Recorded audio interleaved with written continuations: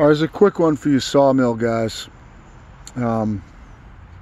So I'm milling this big tamarack. As you guys can see, it's pretty wavy on the end here. That waviness started right here. Okay, so if you look at, I don't know if you can see this or not, how good you can see this, but you look at the cut here. Okay, now hog through this with a chainsaw. But the cut here is good, comes up, goes through this knot, and then goes to wavy. You chainsaw mill guys, you ever get this and you wonder, you say, why am I getting this scalloping? So I want you to see, now a lot of times when it goes through knots, it'll kind of get a little wavy through in and out of the knots when it changes from harder wood to softer wood. And then once that vibration goes away, it'll go back to cutting smooth again. But this is something different.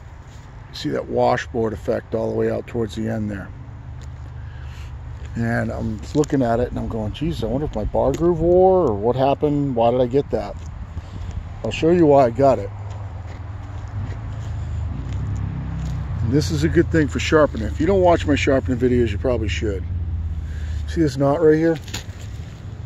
This knot's all full of hard dirt.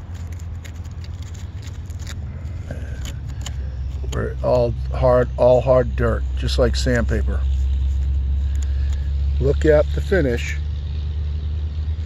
You went through that knot, and then look what happened.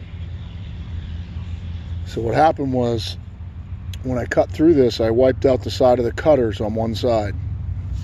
And I'll show you where it was on the other side of the log here. Why it only wiped out one side. You look at where the knot is here. The bottom side of the cutters, so the side that was down, didn't hit anything. It was the top of the cutters that hit something.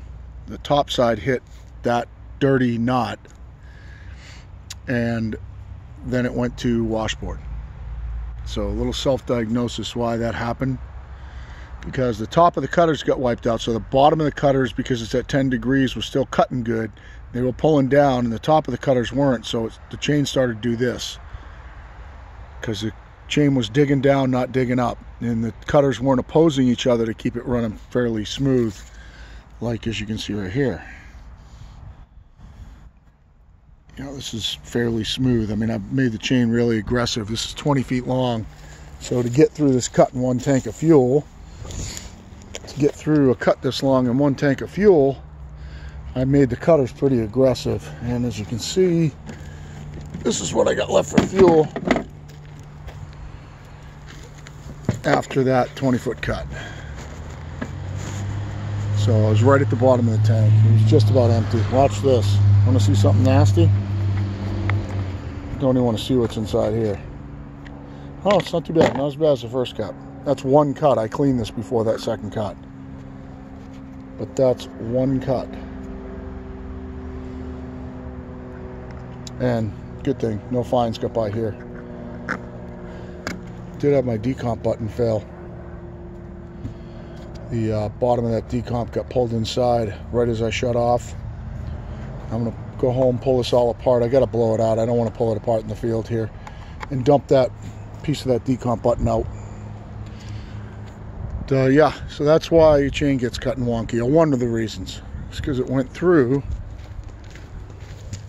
that top, that friggin' hard, nasty, dirt encrusted shit right there. Wiped out the top. Get this light on it. Wiped out the top side of the cutters just like a piece of sandpaper. And then it went to, if you can see right there, I don't know if you can see as good as I can, it went to washboard right after that knot was right on the other side in the middle of the camera. Then it went to that. So that's what's going on. Get your side cutter sharp. So now this chain's got to be sharpened again anyway, and I got to go get that decomp, the bottom of that decomp valve out of my saw. So see ya.